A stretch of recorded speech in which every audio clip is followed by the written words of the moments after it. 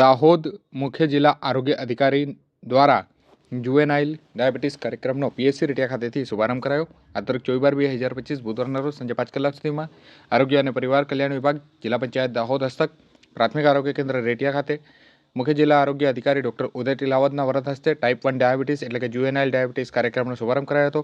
આ ઉદ્ઘાટન સમારોહ દરમિયાન ટાઈપ 1 ડાયાબિટીસ ધરાવતા જિલ્લાના બાળકોના વાલીઓને 1 માસ માટે જરૂરી સારવાર કિટ જેમાં ગ્લુકોમીટર, ગ્લુકોસ્ટીપ, લેન્સેટ, કીટોન બોડી તથા યુરિન સ્ટીપ તેમજ જરૂરી ઇન્સ્યુલેશન્સ બેઝલ બ્લોઝ પ્રતિક રૂપે અર્પણ કરવામાં આવી હતી, જેમાં કુલ 15 જેટલા બાળકોને જુવેનાઇલ ડાયાબિટીસ કિટ આપવામાં આવી હતી। કાર્યક્રમ દરમિયાન ટાઈપ 1 ડાયાબિટીસ અંગે માહિતી આપવામાં આવી હતી।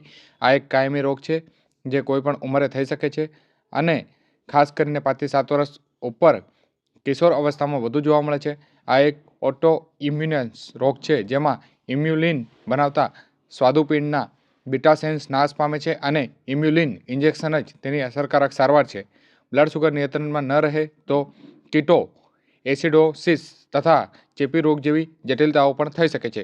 ટાઈપ 1 ડાયાબિટીસના મુખ્ય લક્ષણ વારંવાર તરસ લાગવી, વારંવાર પેશાબ જવું, વજનમાં ઘટાડો થવો, વધુ ભૂખ લાગવી તથા ભારે થાક લાગવો સામેલ છે। જુવેનાઇલ ડાયાબિટીસનો કોઈ કાયમ ઇલાજ નથી, પરંતુ નિયમિત ઇન્સ્યુલિન, બ્લડ શુગર અને કીટોનની તપાસ તથા યોગ્ય અને સંતુલિત આહાર દ્વારા તેને નિયંત્રિત કરી શકાય છે। આ પ્રસંગે ઝાયડસ મેડિકલ કોલેજ તથા સીએસસી લીમખેડાના બાલરોગ નિષ્ણાંત દ્વારા તમામ બાળકોની તપાસ કરવામાં આવી હતી।